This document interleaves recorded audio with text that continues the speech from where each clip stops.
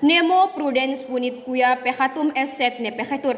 Tiada manusia dihukum karena telah melakukan kejahatan, namun manusia itu dihukum agar tidak ada lagi kejahatannya. Kembali pada mosi perdebatan kita kali ini, yakni Dewan ini sepakat untuk mencabut hak politik koruptor pejabat publik seumur hidup. Assalamualaikum warahmatullahi wabarakatuh. Salam sejahtera bagi kita semua. Om Swastiastu, salam kebajikan, nami budaya. Dewan juri yang mulia, para penegak konstitusi serta rekan debat yang saya banggakan, perkenalkan saya Faya Saparina selaku pembicara pertama dari tim RA Kartini. Pencabutan hak politik koruptor adalah langkah progresif dalam memutus mata rantai korupsi di Indonesia. Pencabutan hak politik merupakan sanksi pidana tambahan bagi pelaku tindak pidana korupsi sebagaimana diatur dalam pasal 10 Kitab Undang-Undang Hukum Pidana atau yang kita sebut KUHP. Salah satu tujuan hukum adalah untuk menegakkan keadilan sebagaimana adagium fiat justitia et fiat mundus, maka sebagai negara yang menggaungkan demokrasi sebagaimana pasal 1 ayat 2 Undang-Undang Dasar Negara Republik Indonesia, kedaulatan berada di tangan rakyat, maka semua haruslah berlandaskan hukum sebagaimana asas legalitas pasal 1 ayat 3 Undang-Undang Dasar Negara Republik Indonesia tahun 1945. Dewan juri yang mulia, korupsi merupakan perbuatan melawan hukum dengan memperkaya diri sendiri atau orang lain dengan menyalahgunakan kewenangan, kesempatan atau sarana yang ada padanya karena jabatan atau kedudukan yang dapat merugikan orang lain atau negara.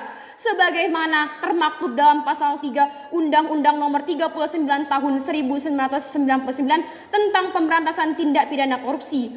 Perbuatan tindak pidana korupsi merupakan kejahatan yang mencoreng hak-hak demokrasi, pengkhianatan terhadap rakyat, sosial dan hak-hak ekonomi masyarakat yang mengakibatkan distorsi di dalam kehidupan berbangsa dan bernegara. Sehingga tindak pidana korupsi tidak dapat lagi digolongkan sebagai kejahatan luar biasa, melainkan telah menjadi kejahatan yang luar biasa. Oleh karena itu, dalam upaya pemberantasannya pun tidak dapat dilakukan secara biasa, tetapi dituntut dengan cara yang luar biasa atau extraordinary enforcement. Diperlukan tindakan-tindakan yang dapat menimbulkan efek jera kepada para pelaku tindak pidana korupsi, namun hak asasi setiap warga negara dijamin di mata hukum, sebagaimana asas equality before the law yang dimaksud dalam pasal 27 ayat 1 Undang-Undang Dasar Negara Republik Indonesia tahun 1945. Lex seperdabit remedium, hukum selalu memberikan obat, maka lex nemini in nemini pasit injurium, hukum memberi keadilan kepada setiap orang. Semua aturan pemidana itu ada tujuan hukum yang ingin dilindungi, dan salah satu dari tujuan pemidanaan itu adalah di samping memberikan efek jera juga untuk pencegahan. Assalamualaikum warahmatullahi wabarakatuh. Salam sejahtera bagi kita semua. Salam, nami budaya, Om Swastiastu, salam kebajikan. Dewan juri yang kami hormati, rekan debat dan para pengamat konstitusi yang kami banggakan. Perkenalkan, saya Lasmiam Sini selaku pembicara kedua dari tim RA Kartini yang pada kali ini berada pada posisi pro terkait mosi perdebatan kita, yaitu Dewan ini sepakat mencabut hak politik koruptor pejabat publik seumur hidup. Di dalam negara demokrasi, kebebasan untuk dipilih dan memilih adalah hak fundamental bagi jaminan pelaksanaan hak asasi lainnya, termasuk untuk menyuarakan, memperjuangkan hak-hak lainnya, yaitu pasal 28 Undang-Undang Dasar Negara Republik Indonesia tahun 1945, bahwa lebih lanjut pengaturan mengenai hak politik diatur dalam pasal 43 ayat 1 Undang-Undang Nomor 39 Tahun 1999 tentang hak asasi manusia. Dalam hal ini, hak asasi manusia memang tidak bisa dikurangi, namun bisa dicabut mengingat sifatnya untuk keamanan, ketertiban dan kepentingan suatu bangsa serta tidak mencederai hak asasi lainnya. Secara lex generali, pembatasan dan pengurangan hak asasi manusia diakomodir dalam hukum nasional dan internasional berdasarkan pasal 28J ayat 2 Undang-Undang Dasar 1945. Di mana setiap orang wajib tunduk kepada pembatasan yang ditetapkan oleh undang-undang, dan secara tegas pencabutan hak politik bagi narapidana korupsi tidak bertentangan dengan konstitusi dan hukum positif Indonesia sebagaimana sudah diatur dalam pasal 10 KUHP tentang jenis pemidanaan, karena memang sudah seharusnya hukum tidak melanggar hak asasi orang lain untuk memenuhi hak asasi lainnya. Pembatasan dan pengurangan hak asasi manusia juga diatur dalam Undang-Undang Nomor 39 Tahun 1999 tentang hak asasi manusia, yaitu terdapat pada pasal 70, pasal 73, dan pasal 74. Deklarasi Hak Asasi Manusia mengatur pembatasan dan pengurangan hak asasi manusia, yaitu dalam pasal 29 ayat 2. Oleh karena itu, hak asasi seseorang dapat dicabut karena dua hal, yaitu aturan perundang-undangan dan melanggar hak orang lain. Sehingga secara tegas pencabutan hak politik narapidana korupsi tidak melanggar hak asasi manusia, karena justru pelaku tindak pidana korupsi adalah pelanggar hak asasi yang tidak bisa dilindungi dengan dalih perlindungan hak asasi manusia. Hukum tidak bisa dimaknai secara tekstual, namun hukum harus mengedepankan keadilan. Dewan Juri yang terhormat, bagaimana mungkin orang yang sudah merusak kepercayaan publik diberi lagi jabatan publik? Tidak dapat dibayangkan jika seorang mantan narapidana korupsi kembali menduduki sebuah jabatan dan mengulangi kembali kejahatan yang sama. Maka sungguh besar kerugian negara dan dampaknya terhadap masyarakat, di mana dapat kita lihat dari data tahun sebelumnya, Indonesia Corruption Watch mencatat ada 533 penindak kasus korupsi yang dilakukan aparat penegak hukum sepanjang tahun 2021. Dari seluruh kasus tersebut, total kerugian negara sebesar 29,438 triliun rupiah. Oleh karena itu, agar efektif dan berefek jerah, diperlukan instrumen hukum tambahan agar mekanisme pencabutan hak politik terhadap koruptor tetap selaras dengan hak asasi manusia dan menjadi gerakan hukum progresif dalam pemberantasan korupsi. Maka, Dewan Juri yang terhormat, seharusnya pencabutan hak untuk dipilih dalam jabatan publik diberlakukan seumur hidup tanpa adanya batasan waktu, agar memberikan daya pencegahan terhadap pelaku yang sama dan orang-orang yang hendak melakukan perbuatan tindak pidana korupsi, serta agar koruptor tidak dapat mencederai kembali hak asasi masyarakat. Maka perlu dilakukannya judicial review pasal 38 KUHP dikarenakan masih adanya kekaburan norma. Dewan Juri yang saya hormati, seharusnya pemerintah lebih berfokus untuk mereformasi hukum dan merekonstruksikan sistem hukum demi menegakkan hukum dan menghilangkan remisi khusus bagi narapidana korupsi. Sehingga secara tegas, lugas dan mantap bahwasanya kami tetap konsisten dengan adanya mosi perdebatan kita yang juga bisa menjadi solusi pemberantasan korupsi dalam bangsa ini, yaitu Dewan ini sepakat untuk mencabut hak politik koruptor pejabat publik seumur hidup. Terima kasih. Cogitationis penum nemo patitur. Seseorang tidak dapat dihukum karena apa yang dipikirkannya. Beratnya pidana tidak boleh melampaui suatu pembalasan yang adil serta mempunyai pengaruh, yaitu perbaikan sesuatu yang rusak dalam masyarakat. Assalamualaikum warahmatullahi wabarakatuh. Salam sejahtera bagi kita semua. Om Swastiastu, salam kebajikan, salam name budaya. Dewan Juri yang saya hormati, penegak konstitusi dan rekan debat yang saya banggakan.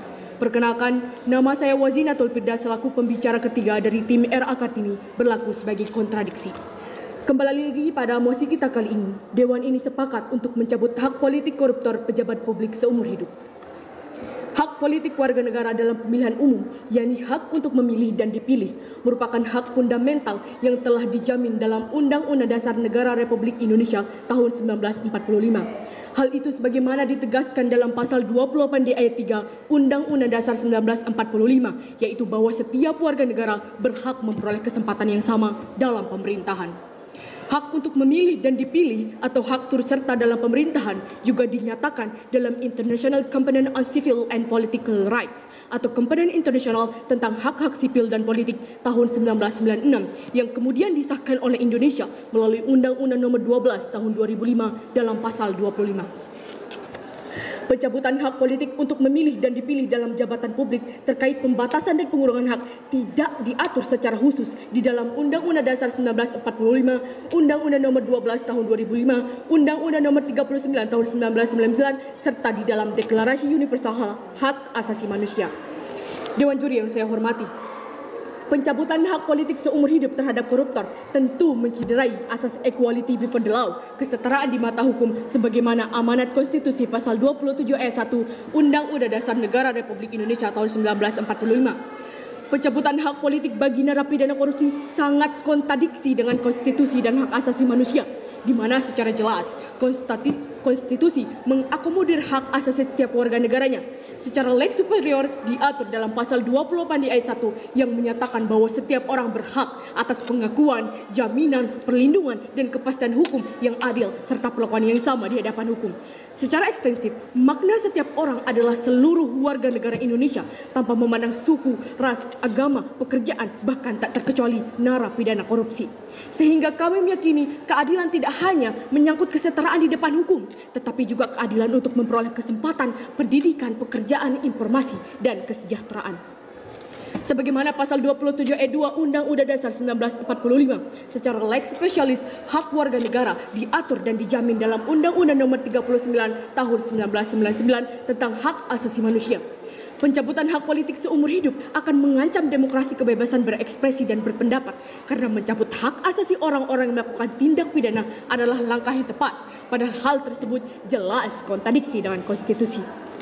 Dewan Juri yang mulia, kita kembali lagi kepada permasalahan korupsinya. Dari tahun 2013 sampai sekarang ada 26 orang yang dicabut hak politiknya, yang artinya terus berjalan. Produk pabrik korupsinya terus berjalan. Padahal ancaman hukumannya sudah tinggi, bahkan ada yang paling tinggi, yaitu ancaman hukuman mati. Tetapi korupsi tetap berjalan. Jadi terlihat jelas bahwa orang tidak pernah takut dengan hukuman. Apa sebenarnya yang salah? Seharusnya yang perlu dilakukan oleh pemerintah adalah bukan berfokus kepada pencabutan hak politik, bukan berfokus kepada parsial hukumannya atau pada pelaksanaan hukumannya, namun lebih berfokus untuk mereformasi hukum dan merekonstruksi sistem hukum demi menegakkan hukum. Salah satunya adalah pola rekrutmen yang tidak mendukung mantan koruptor masuk ke dalam parlemen. Contoh lain juga adalah banyaknya remisi terhadap narapidana korupsi seolah bukan memberikan efek jerah. Contoh kasus saja mantan jaksa penuntut umum Pinangki terbukti bersalah melakukan 3 tindak pidana dalam kasus korupsi pengurusan fatwa di Mahkamah Agung, suap hingga kasus pencucian uang. Dikutip dari Kompas.com tanggal 7 Juli 2021, jaksa Pinangki dipunis 10 tahun penjara dan denda 500 juta rupiah. Namun telah dilakukan banding sehingga hukumannya mendapatkan diskon hingga 60%, yang awalnya pidana 10 tahun menjadi 4 tahun penjara dengan pertimbangan berkelakuan baik dan seorang ibu. Membeli baju saja di mall tidak sampai diskon 60%. Betapa murahnya rasa keadilan di negara ini. Maka pemberian hukuman tambahan bagi narapidana korupsi bukanlah solusi dalam penanggulangan korupsi di Indonesia. Yang terpenting adalah supremasi dan penegakan hukumnya yang perlu menjadi atensi pemerintah. Korupsi itu kejahatan yang luar biasa, maka dari itu harus ada sistem yang luar biasa, mulai dari pola rekrutmen, lalu pemberatan, hukuman yang harus dilakukan dengan konsisten.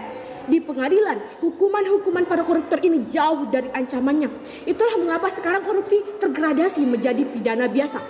Jadi sangat ditekankan pada rekonstruksi hulu dari terjadinya korupsi ini, yaitu sistem politik, karena politik kita ini adalah sumber dari korupsi. Jadi mencoba rekonstruksi lagi sistem politik kita menjadi solusi yang bisa dilakukan di Indonesia ini daripada mencabut hak asasi seseorang pada pemerintahan. Dan dengan ini saya berbicara dengan tajam dan jelas bahwa saya menolak mosi kali ini mencabut hak politik pejabat koruptor seumur hidup. Terima kasih. Baik, selanjutnya saya selaku pembicara penyimpul dari tim RA Kartini akan menyimpulkan perdebatan kita pada kali ini. Tindak pidana korupsi merupakan perbuatan melawan hukum yang secara formil melanggar ideologi Pancasila, sila kelima, keadilan sosial bagi seluruh rakyat Indonesia. Korupsi digolongkan sebagai tindak pidana luar biasa. Pencabutan hak politik seumur hidup terhadap tindak pidana korupsi merupakan upaya penegakan hukum yang konkret demi menegakkan keadilan dan memberikan efek jera kepada para pelaku tindak pidana korupsi. Sesuai dengan amanat konstitusi, secara lex spesialis diatur dalam pasal 18 ayat 1 Undang-Undang PTPK dan secara general diatur dalam pasal 10 KUHP tentang pemberian pidana tambahan, yakni pencabutan hak politik karena korupsi bukan hanya tindak pidana namun telah melanggar dan mencederai konstitusi. Pasal 28J ayat 2, rasa keadilan, mengkhianati kepercayaan rakyat dan mencoreng negara demokrasi. Namun di sisi lain, sebagaimana argumentasi dari pembicara dari pihak oposisi, apabila pencabutan hak politik bagi koruptor pejabat publik diterapkan, maka akan kontradiksi dengan ideologi Pancasila, sila keempat. Selain itu, kontradiksi juga dengan konstitusi negara, yaitu pasal 28D Undang-Undang Dasar Negara Republik Indonesia tahun 1945.